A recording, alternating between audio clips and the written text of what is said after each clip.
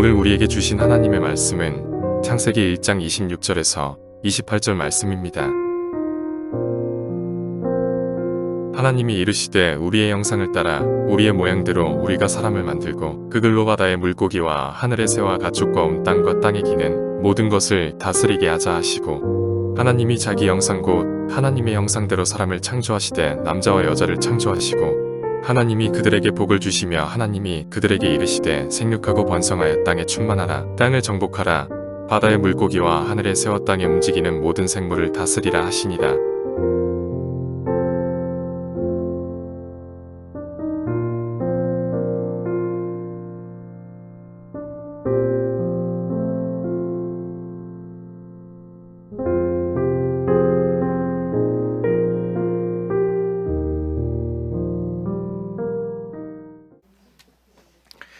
자, 여러분이 마음에 소원을 두고 기도하는 걸 제가 1년 동안 힘껏 기도하면서 같이 이루어내자고 여러분과 새해를 시작했어요. 그러면서 동시에 우리의 소원을 하나님께 아뢰면서 하나님께서도 소원이 있다, 하나님에게도 비전이 계시다, 그 비전도 우리가 듣고 우리가 같이 이루어 나가자, 이렇게 해서 시작한 것이 창세기 1장 설교였습니다.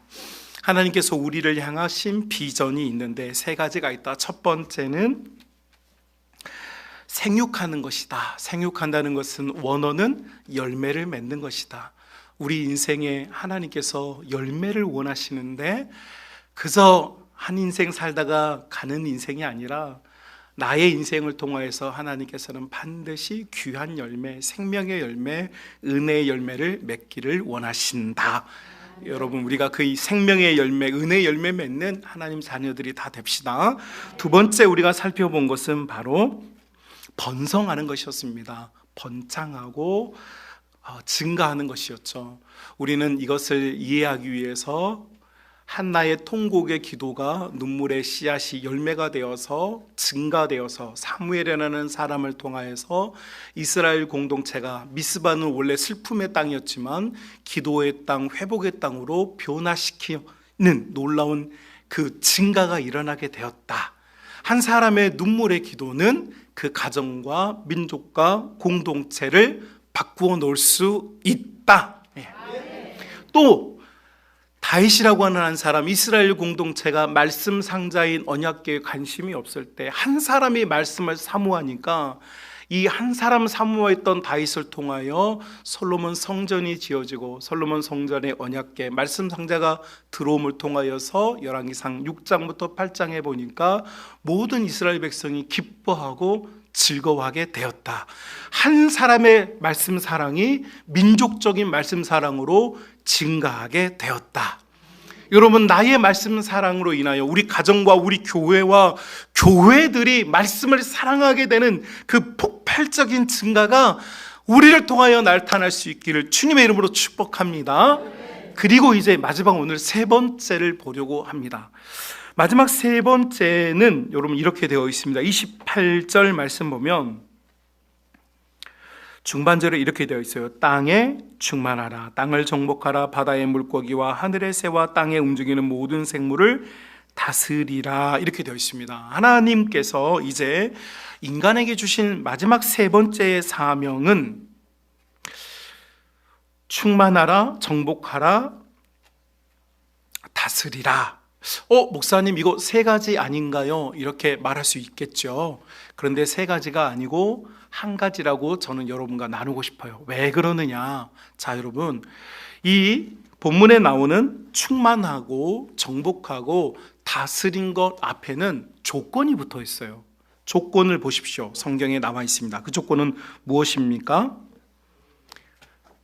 땅에 충만하는 것이고요, 땅을 정복하는 것이고요, 땅에 움직이는 모든 생물을 다스리는 것이죠. 자, 여러분 보십시오. 이전에 열매를 맺고 번성하는 것은요, 무제한입니다. 제한이 없어요. 누구든지 기도의 용량을, 기도의 제목을 제한시키지 마십시오. 여러분이 한도 없고 끝도 없는 엄청난 기도의 제목들과 기도의 소망을 가지고 여러분, 오늘 우리가 이 시간에 라오스와 캄보디아와 중국과 대만과 보스니아와 여러분 지금 우크라이나와 우리가 기도할 수 있어요. 우리의 기도는 제한되지 않아요. 하나님께서 이 전라도에 있는 코딱지만한 작은 교회는 교회가 작으니까 기도의 거리도 10km로 제한한다. 그러니까 10km 안에 있는 일만 기도하라고 말씀 적이 있습니까? 없습니까? 없어요. 교회 사이즈가 10,000명인 교회는 교회가 10,000명 정도 되니까 너희는 유럽까지는 기도가 가능하다라고 말씀한 적이 있습니까? 없습니까? 없어요. 여러분, 열매를 맺고 번성하고 증가하는 문제는요, 하나님께서 제한을 두지 않습니다. 우리의 사이즈에 제한을 두는 건 어리석은 우리 인간뿐이에요. 하나님은 무제한으로 풀어놓으셨어요.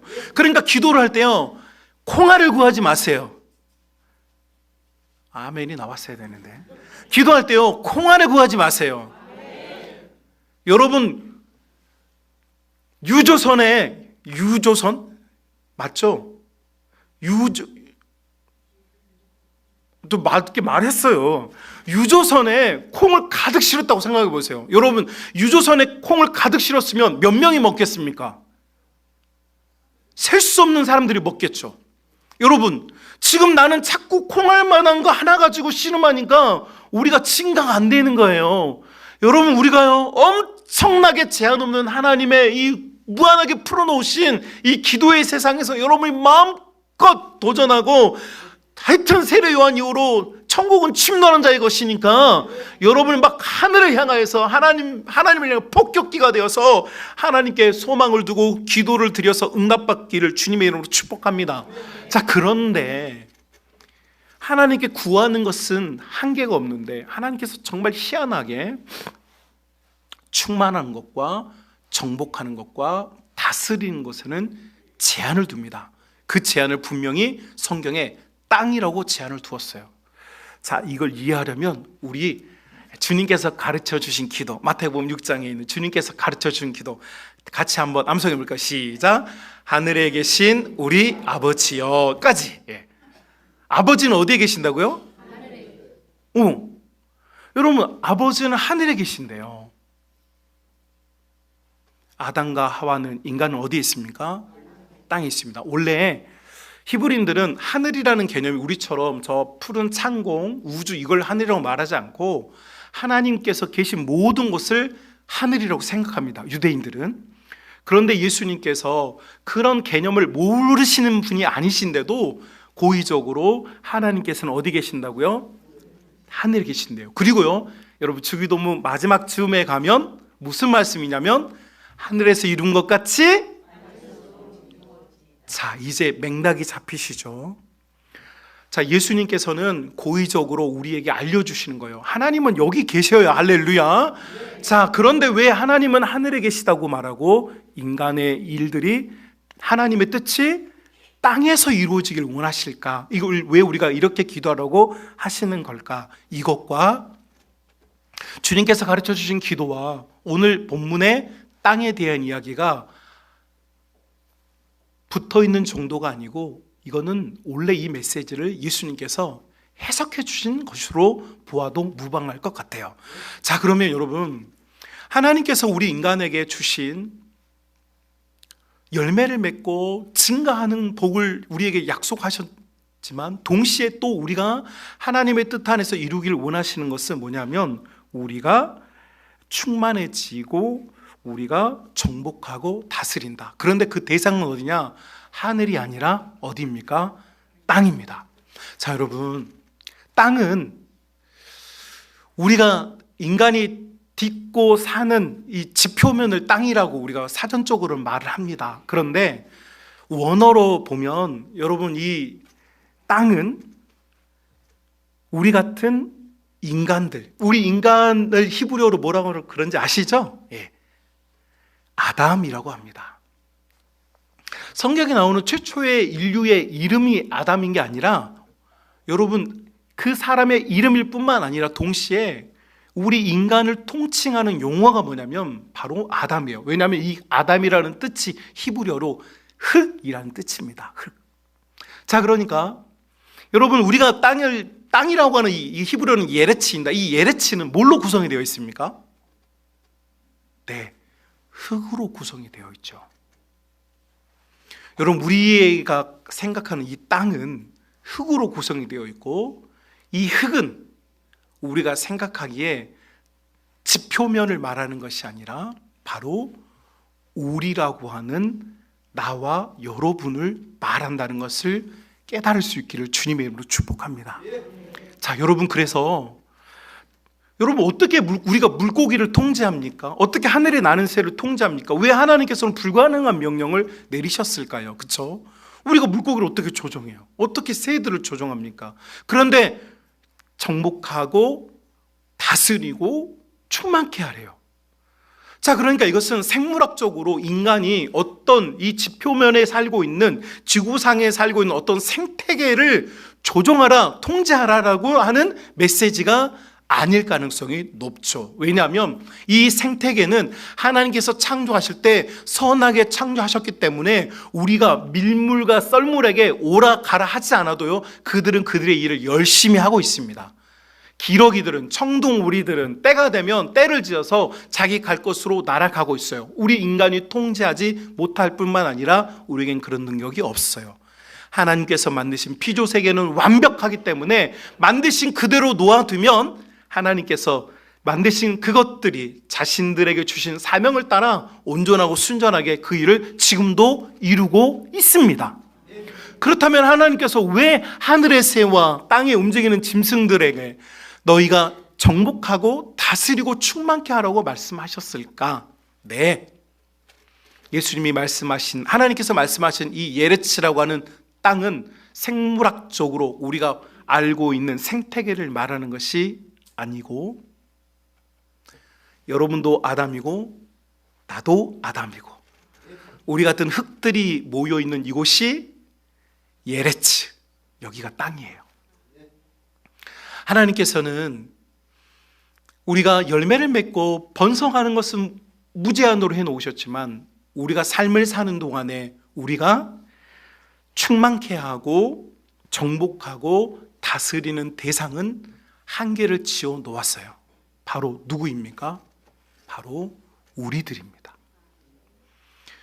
여러분, 우리가 충만케 해야 될 대상이에요. 여러분, 이런 생각 해보십니까? 나 때문에 나의 아내가 기쁨이 충만하게 되었는가? 나로 인하여 나의 자녀들의 즐거움이 충만하게 되었는가? 나로 인하여 우리 교회 성도들이 행복이 충만하게 되었는가?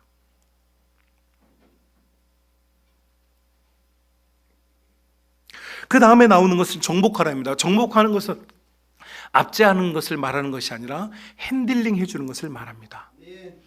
여러분, 정복하라는 것은 우리 사이에 연약한 자들도 있고 강한 자들도 있고 부유한 자들도 있고 조금 부족한 자들도 있어요. 이 사이에서 거룩한 핸들링, 우리 사이가 원활하게 하나님의 복되고 아름다운 땅이 되어질 수 있도록 핸들링 해주는 거죠. 마지막으로 등장하는 다스린다라고 하는 개념은, 다스린 것은, 여러분, 우리가 다스린다는 것은 우리가 너무 폭군이나 폭정을 보았기 때문에 그렇지, 진정한 다스림은 무엇입니까? 섬겨주는 거죠. 아껴주는 거죠. 우리가 정약용이라고 하는 분을 좋아하는 이유가 뭡니까? 그분이 귀양 갔던 분인데, 강진에 귀양 갔던 분이잖아요. 그런데 그분이 썼던 목민심서, 목자의 마음으로 백성을 돌보는 것이 무엇인가에 대해서 썼어요. 여러분, 이것이 진정한 다스림이죠. 자, 그러니까 여러분, 우리는 어떤 존재로 부름을 받았느냐, 하나님께서 우리가 어떤 삶을 살기를 원하시느냐, 바로 우리 서로를 채워주고 우리 서로를 핸들링해주고 우리 서로를 사랑으로 섬겨주라는 거죠. 여러분, 이걸 증명하는 것이 있습니다. 예수님께서 설교하실 때 3번 땅에 대한 설교를 하셨는데요, 잠깐 우리 살펴볼까요? 혹시 자막이 준비되어 있나요? 네, 안 되어 있다면 마태복음 6장 한번 보겠습니다. 마태복음 6장, 제가 1부 때에는 이 부분을 찾지 않았기 때문에, 자, 마태복음 6장 10절 말씀이죠. 자, 마태복음 6장 10절 말씀 함께 읽겠습니다. 나라가 임하시며 뜻이 하늘에서 이루어진 것 같이 땅에서도 이루어지다. 아멘. 예수님께서 가르쳐 주신 기도에서 땅이 등장합니다. 이 땅이라고 하는 개념은 여러분, 하늘의 뜻이 땅에서도 이루어진다. 하늘의 뜻이 뭡니까, 여러분? 하나님은 사랑이시잖아요. 여러분, 우리가 되게 착각하는 게 하나님의 뜻이 뭔지 모르겠다, 하나님의 뜻대로 살고 싶다라고 그런 이야기를 자꾸 해요. 아니, 그런데 성경에 하나님의 뜻은 딱 써져 있어요. 뭐라고요? 하나님은 사랑이시라. 하늘에서 하나님께서 로마서 8장 5절 이하로부터 우리가 아직 죄인 되었을 때 우리를 사랑하셔서 독생하신 아들 예수 그리스도를 보내주셨잖아요. 그래서 바울은 이게 너무 감격스러워서 죽음이나 천사나 어떤 것도 하나님과 하나님 자녀들 사이에 있는 사랑에서 끊을 수 있다 없다? 없다라고 선언하잖아요. 자, 그러니까 하나님의 뜻, 하늘의 뜻은 뭐냐면 하나님의 사랑을 가지고 하나님 자녀들이 사는 것이 하나님의 뜻이에요. 자, 그러니까 하늘의 뜻이 뭐하라고요? 땅에서도 이루어지게 해달래요. 하나님께서 사랑하라고 말씀하시고 선언하시고 인도하시고 이끌어 주신 것처럼 땅에서도 우리가 어떻게 하고 살라고요? 사랑하며 살라고요. 야, 그러니까 여러분, 하늘의 뜻이 이루어지기를 원한다라고 하는 개념은 어떤 하나님의 거대한 무슨 프로젝트, 어떤 거대한 무브먼트 이런 게 아니에요. 우리가 사랑하며 사는 것이 하나님의 뜻인 줄로 믿습니다. 자, 그래서 예수님께서 그분의 뜻이 땅에서 이루어지기를 원한다는 이 땅은 또 뭐냐? 우리죠, 우리. 우리가 다 아담들이거든요. 우리가 모여서 땅이 되는 거거든요. 그러니까 우리는 그분의 뜻 안에서 사랑하며 사는 것이 하나님의 비전인 줄로 믿습니다. 또한 한 군데 더 찾아볼까요? 마태복음 16장 19절 말씀입니다. 마태복음 16장 19절 말씀이에요.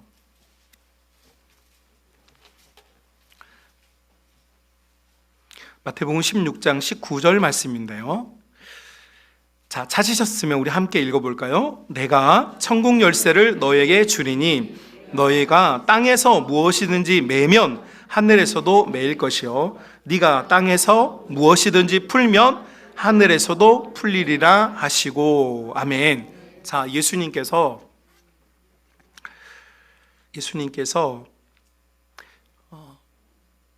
빌립보의 가이사라의 지방을 지나가실 때 예수님께 제자들에게 물어요. 야, 사람들이 나를 뭐라고 그러든, 그러니까 어떤 제자가 죽었던 세례 요한이라 하더이다. 어떤 제자는 말라기 4장에 나오는 엘리야라 하더이다. 이렇게 하면서 자기 의견을 이야기를 했어요. 조심스럽게 이야기를 한 거죠. 이때 베드로가 주님은 그리스도시고 하나님의 아들입니다, 이렇게 고백을 했어요. 자, 정답이에요. 딩동댕, 정답을 맞췄어요. 그래서 예수님께서 바요나 시몬아, 이것을 너에게 알게 하신 분은 너의 지식이나 네가 지금까지 배운 것이나 너의 학식이나 너의 센스가 아니라 하늘에 계신 아버지가 너에게 답을 주신 것이다, 이렇게 말씀해 주셨어요. 자, 그리고 나서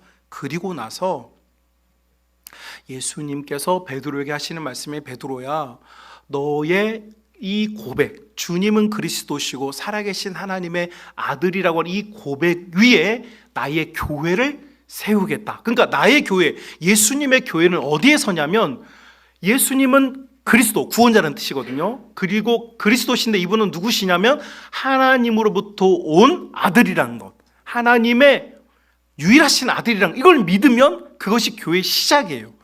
교회가 만들어지는 거예요. 자, 그런데 교회가 만들어지는데 여기에 베드로가 예수님께서 한마디를 덧붙입니다. 우리가 방금 읽은 거예요. 자, 내가 교회를 세울 것인데 만약 네가 땅에서 매면 하늘에서도 매어버릴 것이고, 네가 만약 땅에서 풀어버리면 하늘에서도 풀려버릴 것이다, 이런 말씀을 하셨어요. 자, 여러분, 이게 무슨 이야기인 것 같아요?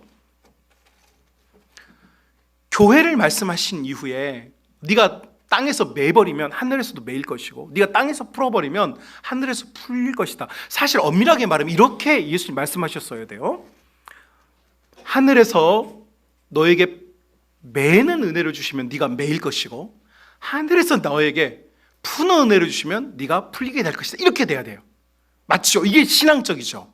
그런데 예수님께서 교회들에게 하시는 말씀, 베드로에게 하신 이야기가 아닙니다. 네가 땅에서 성도들끼리, 아담들이 마음에 매어버리면 하늘에서도 어쩔 수 없다. 매이는 거다. 그런데 교회 안에서 성도들끼리 이 땅의 삶을 사는 우리가 그 마음을 풀어버리면 하늘에서도 천부께서 풀어버릴 것이다.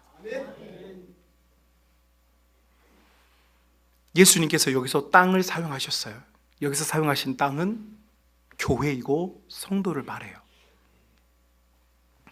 마지막 증거를 하나 더 찾아볼까요? 마태복음 18장 18절입니다.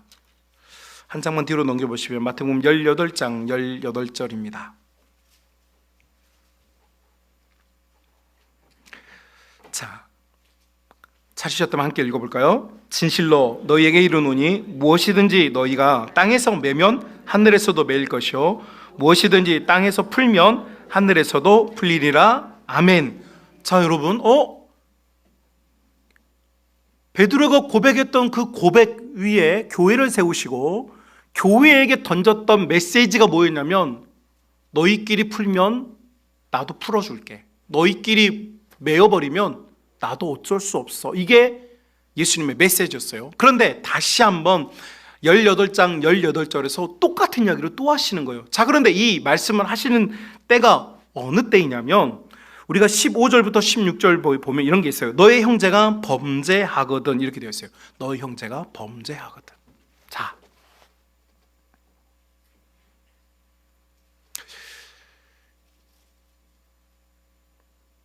이제 매는 게 뭔지 분명해졌죠. 사람은 누구나 죄를 짓습니다. 눈에 보이는 뚜렷한 죄도 있고 눈에 드러나지 않는 은밀한 죄도 있고 심지어는 자기도 속고 있는 기만의 죄가 있어요. 다 죄가 있습니다. 그런데 교회는요, 죄를 정죄하는 곳이 아니고 교회는요, 죄를, 그 허물을요 덮어주는 것입니다. 이것을 우리는 고급 용어로 사랑이라고 말합니다. 예수님 설교 중에 땅이 딱 3번 나오는데 이 3번 다 누구와 연관이 되어 있느냐? 다 형제와 교회와 연관이 되어 있습니다. 사랑하는 믿음의 가족 여러분, 창세기 1장에서 언급되어지는 충만해지는 것, 정복하는 것, 다스리는 것, 이 동사들은 굉장히 역동적이죠. 정적이지 않잖아요. 좀 뭐 감싸 주어라, 뭐 안아 주어라, 용납해 주어라, 이런 메시지가 아니고 여러분 채워 주십시오. 여러분 정복해 주십시오. 여러분 다스려 주십시오. 하나님께서 주신 이 명령의, 이 비전의 강도가 어떤 것 같습니까? 굉장히 강하죠. 하나님께서는 네가 할 수만 있거든 사랑하라고 하시는 것이 아닙니다. 우리는 할 수만 있거든 사랑하려고 하지 않기 때문에 예수님께서도 더 적극적으로 이 사랑에 대한 메시지를 강조하셨는데, 그래서 뭐라고 하셨습니까? 원수도 사랑하라고 하셨어요.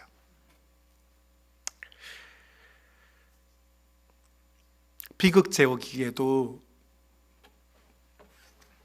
자본주의 사회에서 세상은 점점 매정해 가는 것 같아요. 그리고 생각의 흐름이 점점 더 자기 중심이 되는 것 같아요. 안타깝게도 2000년대 후반 이후에 황혼 이혼이 늘고 있다고 해요. 지금 100커플 중에, 어르신들 100커플 중에 한 8커플에서 9커플이 지금 서로 헤어진다고 합니다. 이유는 못 살겠대요. 짜증나. 내가 한평생 시집와서 고생을 했는데 늙어 죽을 때까지 내가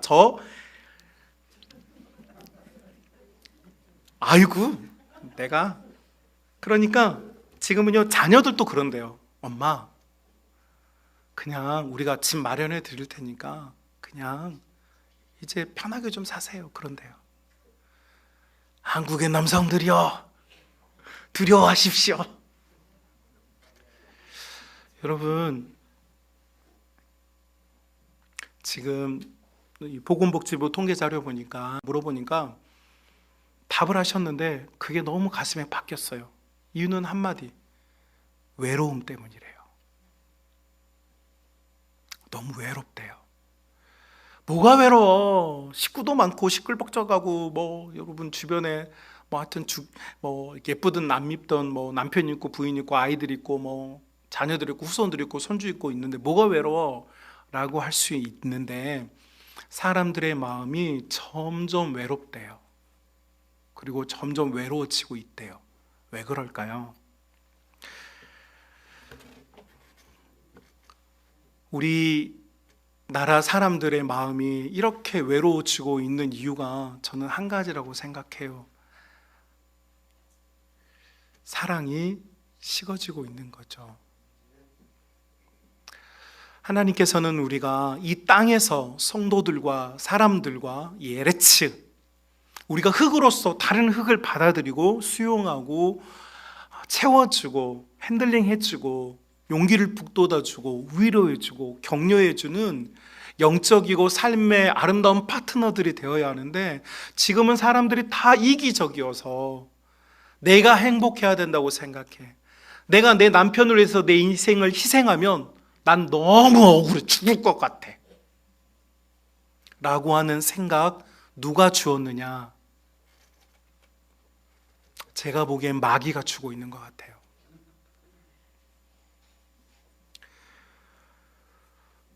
목회자가 새벽에 울면서 기도할 때요, 제일 눈물 많이 나오는 가정은 어떤 가정인 줄 아세요? 아픈 가정? 재정적으로 어려움 겪고 있는 가정? 얘가 사춘기여서 괴로워하는 가정? 아니에요. 생각만 해도 눈물이 퐁퐁퐁 나오는 가정이 있는데 제 눈에 불쌍해 보이는 가정이에요.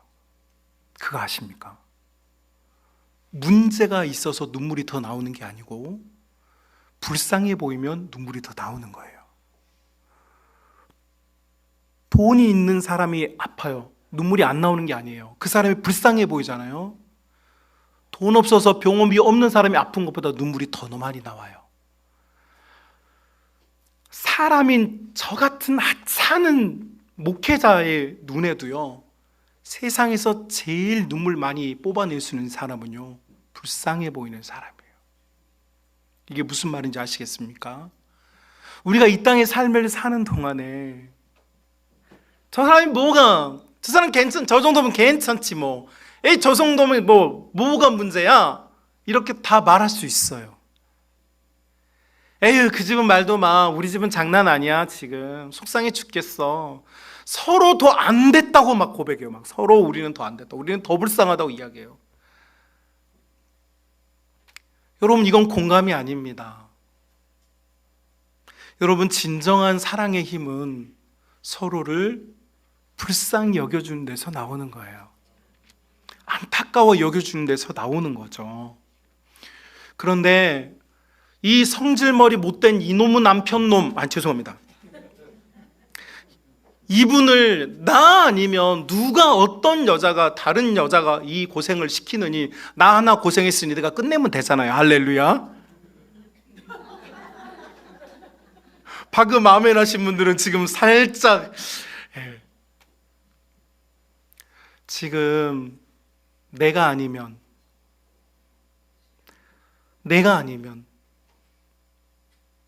이 안타까워하고 불쌍히 여겨주는 마음이 우리 마음에 지금 점점 사라져 버리니까 누가 제일 불쌍한 거예요? 내가 제일 불쌍한 거예요.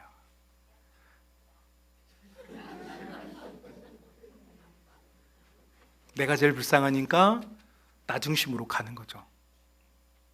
사람은 긍휼히 여기는 쪽으로 마음이 가게 돼 있거든요. 사랑하는 믿음의 가족 여러분,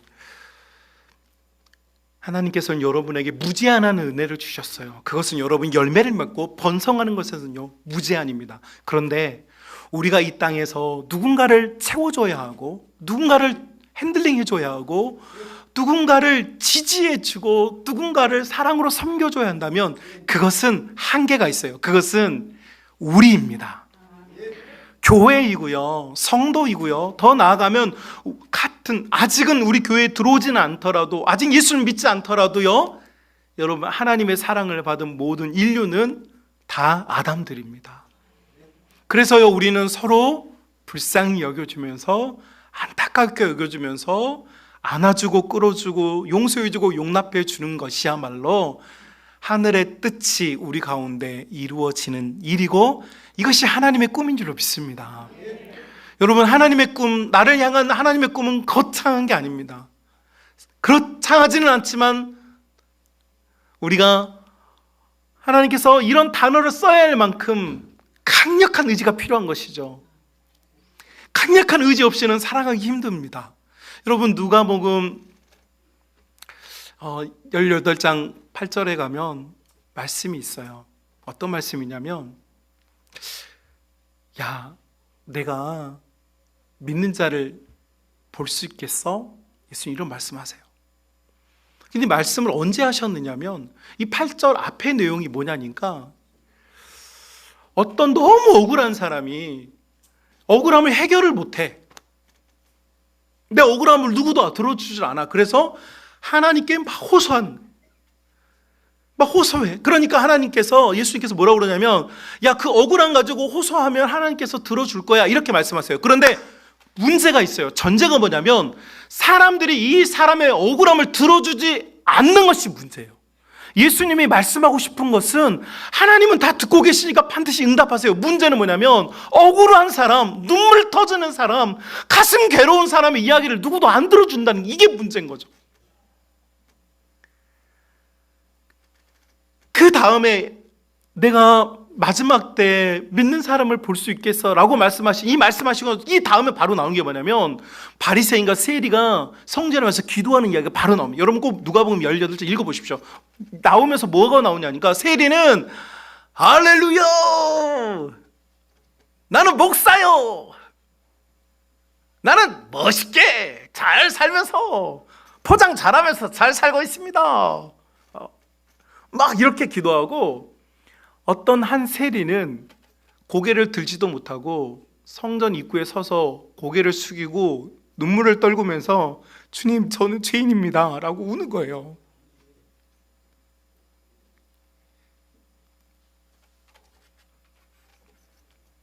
그래서 예수님께서, 얘들아, 가슴에 미어 터질 것 같은 억울함이 많은 사람들이 있는데 아무도 그 이야기를 들어주지 않아.